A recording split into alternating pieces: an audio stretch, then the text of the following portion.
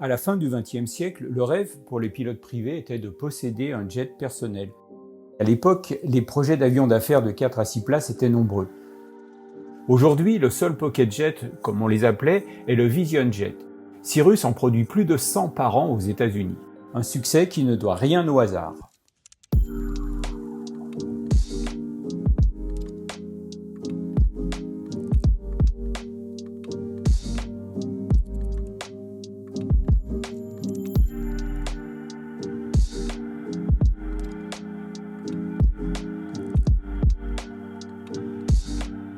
Il fait rêver par ses performances évidemment, par le fait que ce soit simplement un jet, et ensuite par tous ses systèmes de sécurité, soyons clairs. C'est un jet monomoteur certes, mais qui est équipé, comme tous nos avions, d'un parachute, et qui est aussi équipé du système Safe Return. Au niveau caractéristique, c'est quand même une machine très performante. Ses vitesses et... Oui, bah alors là, sur la génération 3, on est équipé CPDLC, RVSM, alors on va abréger un peu. Donc, oui, voilà, parce que ça fait parce très que là, technique on a perdu comme ça. tout le monde là. Mais en gros, ça permet de monter à certaines altitudes intéressantes et particulièrement intéressantes pour le jet. Parce qu'il est pressurisé. Il est pressurisé, bien entendu. Donc c'est vraiment comme un grand. Voilà, exactement. Donc là, il peut vraiment aller à son plafond au niveau 310, à 31 000 pieds. 31 000 pieds, ça veut dire 10 000 mètres d'altitude. C'est quasiment l'altitude des avions de ligne. Oui, c'est ça. Oui, ce bloc d'espace aérien là, effectivement, est plutôt réservé aux avions de ligne. Donc notre petit jet va jusque-là sans problème.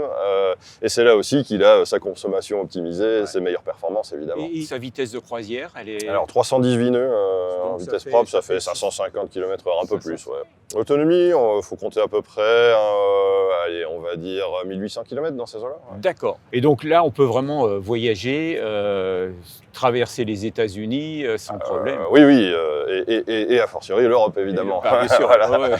Non, toute l'Europe est à portée. Quand vous avez un avion comme ceci basé en France, vous pouvez aller à peu près n'importe où, clairement. Aujourd'hui, il y a 51 Vision Jet basés à Europe. Autre 8, il va arriver cette année. En France, on avait 4 avions. Le 5e et 6e arrivent cette année. D'accord. Tout est carbone sur cet avion-ci. C'est plus facile pour la pressurisation. Alors, ce qu'il définit d'un point de vue extérieur aussi, c'est ces immenses surfaces vitrées. Oui. Clairement, quand les familles viennent avec pour un vol d'essai, c'est des vues que personne n'a vues, sauf si vous avez piloté un chasseur ou un avion de ligne, parce qu'à 31 000 pieds, les passagers ont pas cette vue-là. Donc, Tout à l'heure, on montera à l'intérieur pour le voir. Mais il y a quelque chose quand même d'assez extraordinaire. C'est son réacteur, l'implantation du réacteur. Eh oui, question de disposition des surfaces aéro déjà, et puis ça a pas mal d'avantages aussi en termes de protection FOD. Ce qu'il faut savoir, c'est quand même qu'un réacteur, c'est un gros aspirateur. Et quand il y a des choses qui traînent sur la piste, c'est pour lui. Et donc, en général, les ailettes n'aiment pas du tout ça. Je confirme. Je confirme. Donc là, on va s'approcher du réacteur. Ouais. C'est quoi comme réacteur? C'est un FJ33, c'est Williams qui fabrique ça. Williams. Ouais.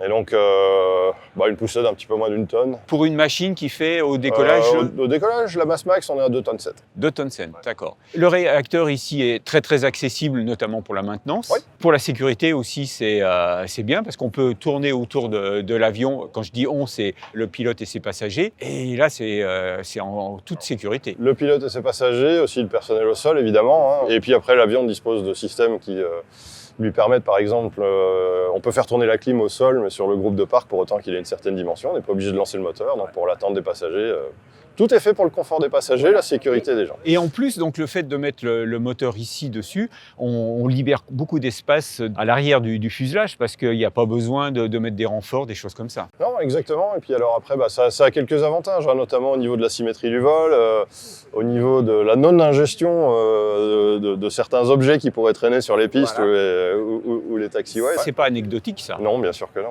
C'est un gros point positif de l'avion. Ouais. J'aime bien dire que cet avion est plus facile de piloter que le SR-22. Normalement, le peuple they don't believe that. Et il te croit pas, ouais. Il ne me croit pas, oui, bien sûr. Mais après le vol, il m'a donné deux raisons. Comment tu expliques que ce soit Alors, aussi il n'a pas d'un propeller. Ouais. Il n'a pas d'hélice. Ouais. Pas d'hélice, oui. Les effets d'hélice. Ouais.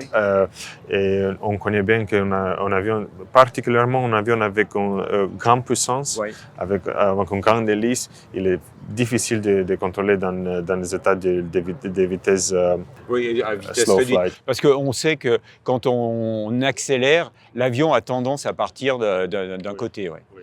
Aussi, toute la complexité des avions avec un réactif, avec 2 moteurs réactifs, c'est le contrôle des situations quand tu as un seul moteur. Voilà, la dissymétrie. Et voilà. Et dans cette situation, le Vision Jet a le plus bel des 2 mondes. Il est monomoteur, mais réacteur. Le fait que ce soit un réacteur qui pousse, ça, il pousse vraiment dans l'axe. L'implantation de ce réacteur sur le fuselage a conditionné le dessin de l'empennage arrière. Oui, alors là, je ne vais pas trop me prononcer dessus. Je pense que c'était plutôt l'inverse au départ. On n'a pas eu. Mais bon, après, comme toute conception aéro, c'est un petit peu un package complet. Donc voilà.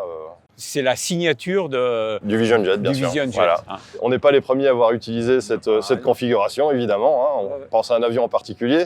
Voilà. Mais c'est vrai qu'on est un peu l'interprétation moderne, on va dire, du Bonanza d'époque. Et donc, évidemment, un train rentrant. Oui, bien sûr. Parce que sur un avion comme ça, où on recherche la performance et surtout un avion qui vole haut, il ne faut rien laisser traîner. Ça, et puis surtout, lui, c'est un jet. Les clients viennent nous voir ou les opérateurs viennent nous voir pour une qualification de type. Donc on peut intégrer dans leur flow et leur entraînement le fait de rentrer et sortir ce train. C'est aussi pour ça qu'on ne veut pas de train rentrant sur nos SR. Ouais. Bon, allez, un petit cocorico là, on va quand même. Ah oui. On est obligé.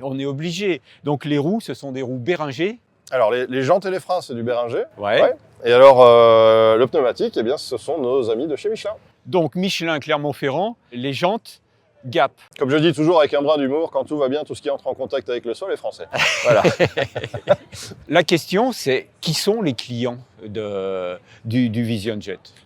Alors, à 80% des clients qui d'abord étaient sur nos SR. C'est-à-dire l'avion monomoteur à piston. C'est ça, exactement. C'est pour ça qu'on a une communalité de cockpit et de système entre le monomoteur piston et le monoréacteur. Et c'est donc la même avionique, mais c'est quand même pas la même motorisation. Donc tu mets pas en route un monomoteur à piston comme un jet. C'est quand même un peu plus compliqué, non, de mettre en route un jet. Non, c'est plus facile. Alors ça veut dire, à l'avion jet, c'est juste 2 boutons. Alors start et start, c'est tout. C'est tout? Oui, et ça part tout seul? Oui, ça part tout seul. Et donc, il y a le contrôle de la montée en puissance, de la montée en température. Ça se fait automatiquement? Oui, bien sûr. S'il y a un problème, il y a une alarme? Non, il n'a pas une alarme. Il a aussi une alarme. Et bien sûr, au-dessus de l'alarme, c'est le contrôle automatique. Si le FedEx n'aime pas le démarrage, il va jusqu'à arrêter. Il l'arrête, d'accord. Il arrête, oui. D'accord. On doit dire que le FedEx est plus précis que les yeux humains ou la réaction du humain. Oui, 80% des propriétaires de Vision Jet ont au départ été propriétaires de SR. Et alors après, pour le profil, clairement, on est plutôt sur de la PME qui tourne bien, du chef d'entreprise retraité. Parce que c'est un avion qui est vendu combien, celui-là, au catalogue? Alors, le prix catalogue varie en fonction du pack maintenance que tu mets avec. Alors, on ne le vend pas sans le pack maintenance, comme ça tout est à peu près compris. Et ça aussi entre 3,5 millions et 4 millions de dollars. D'accord. Ce qui n'est pas cher pour le secteur. Au niveau cabine, on peut accueillir combien de personnes à bord? Alors jusqu'à 6 personnes sur le G3. Ça c'est un peu la modification de la disposition intérieure par rapport au G2+, notamment. On a d'autres améliorations évidemment, hein, mais c'est vrai que la conception intérieure de la cabine a été revue aussi. Je glisse le siège vers l'avant, Martin, va embarquer. Je te mets à gauche, hein, moi je me mettrai à droite. Voilà. Je crois que c'est la première fois que je vais m'installer dans un Cirrus Jet. Waouh, waouh, waouh. Alors regarde, ce que je fais aussi moi comme pilote, regarde comme c'est facile. Je m'installe, je pivote à 90 degrés et je suis aux commandes. Je vais m'avancer aussi un peu. Voilà. La première chose qui saute aux yeux, c'est la place. Eh oui. Là, c'est large. Le cockpit est large. Exactement. Ça, c'est un point de l'argumentaire de vente qui est non négligeable, surtout que c'est un avion dans lequel les gens volent en famille. La taille de la cabine, la flexibilité de l'aménagement intérieur et la surface vitrée. On a une vision incroyable. Là, oui, tellement que quand on a justement... on a des vols de démo et que la famille vient avec, ils sont en général le souffle coupé parce que on est là à 31 000 pieds. C'est une vue que les gens connaissent pas en fait. Habituellement, quand on est à cette altitude de vol, c'est qu'on est dans un avion de ligne et on a un tout petit hublot sur le côté et c'est tout. C'est de l'IMAX là. C'est un excellent résumé. C'est exactement ça. Là, on a un cockpit complètement épuré, il n'y a que des écrans. Je confirme, comme dans le SR maintenant aussi, hein, d'ailleurs, c'est vraiment la spécificité de Cirrus. Tu as juste un contrôleur tactile de moins dans le SR, c'est 2 au lieu de 3. Mais c'est le même système, en gros, à quelques nuances près. Évidemment, par rapport au système de l'avion, c'est ajusté, hein, ça on est d'accord. Mais ce qui fait que tu peux très bien sortir d'un SR et venir sur un Vision Jet, tu seras absolument pas perdu. La transition de l'un à l'autre, c'est quoi? C'est une semaine, à peu près 5 jours? Ouais, alors ça dépend un peu de l'expérience du pilote, hein, mais la qualification de type, oui, il faut compter une dizaine de jours en général. Ouais. Et en fonction de l'expérience précédente, si c'était sur SR ou pas, si le pilote a l'habitude de vitesse plus élevée, ça varie un peu, mais bon, c'est relativement rapide et indolore. Et donc la mise en route est relativement simple. Ah oui, très simple même. Je vais me reculer un tout petit peu pour que Martin puisse filmer ça. Ici, derrière, caché derrière le manche, je sais pas si tu le vois comme ça, je vais enlever ça. On a simplement une petite molette que je positionne sur Run. On attend d'entendre le bruit de la pompe à carburant qui se met en route pour confirmer. On aura vérifié et exécuté les checklists évidemment avant. Ensuite, on appuie quelques secondes sur le bouton Start-Stop et l'avion s'occupe du reste. Ça démarre Voilà. tout seul. Même chose pour le couper. On le met sur Off, on appuie sur le bouton, ça se coupe. C'est assez extraordinaire ça quand même. Il y a d'autres boutons sur ce cockpit qui sont assez extraordinaires, qu'il ne faut pas toucher bien sûr. On commence par celui-là. Ah, le Level Blue, oui. Sur un Vision Jet, en principe, vu les qualifications des pilotes, il ne sert pas beaucoup, mais c'est un système qui permet de remettre l'avion, j'appellerais ça en position de neutre. Donc avec une assiette à zéro, les ailes à plat. C'est en cas de désorientation spatiale en fait. Donc là évidemment c'est plus pour des pilotes VFR qui seraient malencontreusement rentrés en condition IMC. Alors, vous appuyez sur le bouton bleu et il revient à plat. Voilà. Tu dis pour des pilotes privés tout ça, mais on sait que Dassault sur le futur Falcon 10X, il y a un bouton bleu qui va ramener l'avion. Et même si l'avion est sur le dos, il le ramènera. Quelle que soit l'expérience du pilote, ça peut toujours arriver. Tu fais bien de le souligner. Une désorientation spatiale, ça peut arriver à n'importe qui, n'importe quand. Alors il y a ce bouton bleu qui existe depuis l'origine quasiment. Oui, en fait, et qu'on retrouve sur le SR. Ouais. Et puis il y a un autre bouton. Ah oui. Il est là. Et ce bouton rouge, alors là, c'est. Oui, alors sur le jet, sur le jet, il est là depuis un moment, depuis le G2, le G2+. Sur les SR, c'est beaucoup plus récent. Mais là, ce bouton rouge là, c'est vraiment la sécurité ultime pour les passagers non pilotes, dans la mesure où il permet de mettre l'avion en mode autonome, tout simplement. Si le pilote est plus en mesure de piloter l'avion, les passagers appuient simplement sur le bouton et l'avion prend les commandes sur tout. Dès que tu as appuyé, il y a un temps il y a 10 secondes où il ne se passe rien. En surface du moins. Et à ce moment-là, il y a tout un dispositif qui se met en route. C'est ça. Et c'est l'avion vraiment qui prend la main. Oui, alors il passe dans son algorithme en fait, donc il étudie pas mal de paramètres avant de choisir un aéroport sur lequel il va venir se poser. Parce que l'objectif c'est ça, c'est de ramener au sol l'avion et ses passagers en toute sécurité, Exactement. comme s'il y avait quelqu'un qui le pilotait. Exactement. Et l'avion prend vraiment les commandes sur tout. Ça demande aucune autre préparation que ceci. Les écrans changent aussi d'aspect complètement, deviennent compréhensibles pour tout un chacun. Donc par exemple, vous avez une grande icône de micro là, qui s'affiche sur les écrans tactiles. Tout le monde comprend que si vous voulez parler à quelqu'un, vous appuyez sur le micro. Pour le reste, l'avion regarde le relief qui se trouve autour de lui, le type d'aéroport avec le type d'approche, quelle est la météo entre lui et cet aéroport, le vent à l'arrivée, et choisit en fonction de ses paramètres où il va aller se poser. Et il communique avec le contrôle aérien. Il communique avec le contrôle aérien, il affiche les codes indispensables dans ces situations-là au transpondeur. C'est des messages automatisés qu'il envoie au contrôle aérien, sauf évidemment la destination, où là il la met à jour par voie synthétique. Puis il exécute les manœuvres requises et se positionne sur l'approche, baisse les volets, baisse le train et se pose. Et se pose et s'arrête sur la piste. Oui, absolument. Voilà. Ouais. Et après, les passagers peuvent débarquer. Ce système, on le retrouve sur plusieurs autres avions. Il a été utilisé une seule fois il y a un an à peu près. Et il a montré que ça fonctionnait très très bien. Bien sûr. Nous, on a eu la chance, quand on l'a lancé sur les SR, de voir une démonstration à San Antonio, au Texas.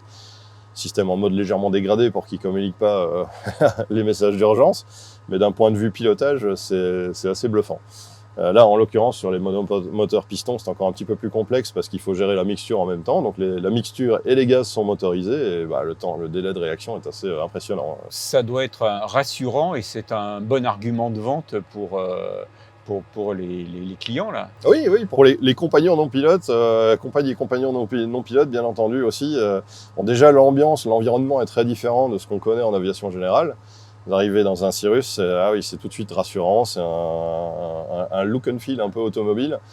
Mais alors ce système-là, évidemment, pour monsieur, madame qui n'est pas pilote et qui accompagne son conjoint, oui, ça fait parfois la différence, c'est certain. Depuis l'origine, le Vision Jet a un parachute de secours comme les monomoteurs. Oui, c'est la philosophie. Ça, c'est la philosophie. Donc, ça veut dire qu'en cas de problème, le pilote appuie sur le bouton et l'avion descend et tous les passagers sont saufs. Donc, il y a eu plusieurs centaines de pilotes et de passagers de SR-22 dont la vie a été sauvée grâce à ça. Il y a eu aussi des déclenchements de parachutes sur le... On avait deux déclenchements. Oui. Le premier, c'était avec 4 personnes à bord. Le deuxième, avec une seule personne à bord. Et tout le monde, il marchait de l'avion. Ils sont sortis en marchant. Ils sont sortis marchant de l'avion. On aime dire que quand il s'agit d'un problème avec l'avion, on va faire le parachute. On va activer le parachute. Quand il s'agit d'un problème avec le pilote, on va faire le bouton. Quand dans les années 90 est apparue la Jetmania, tout le monde rêvait de pocket jet. Donc on nous promettait des jets qui faisaient tout seul et qui étaient accessibles donc aux pilotes privés. Mais personne n'avait imaginé un bouton rouge comme ça.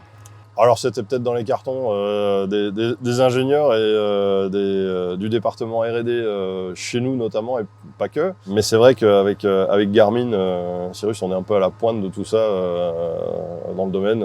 Comme on dit toujours en interne chez nous, si tu as pensé à une bonne idée pour l'aéro, t'inquiète, ils y ont pensé aussi.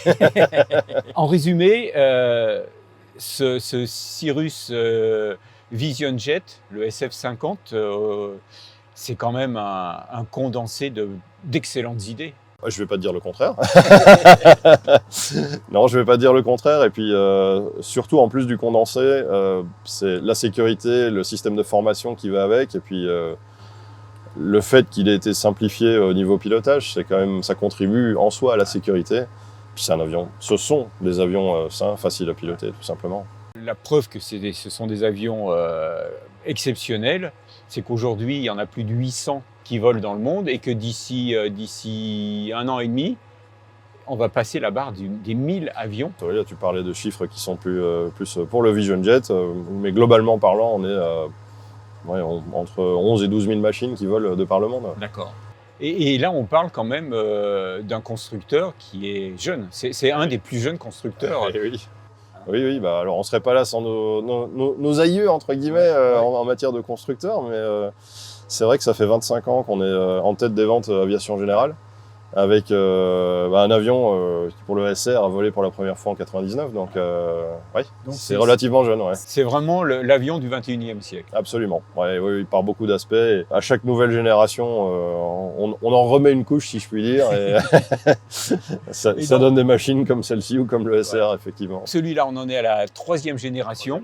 Les SR-22 qui nous entourent, on en est à la 7e, même 7e plus. Oui, 7,5, oui, le plus, c'est un peu la demi. On a rajouté le plus simplement parce que ceux-ci sont devenus les premiers monomoteurs pistons à être équipés du système Safe Return. Donc c'est un gros plus. C'est un gros plus, oui. Merci Cédric. Si cette vidéo vous a plu, n'hésitez pas à vous abonner.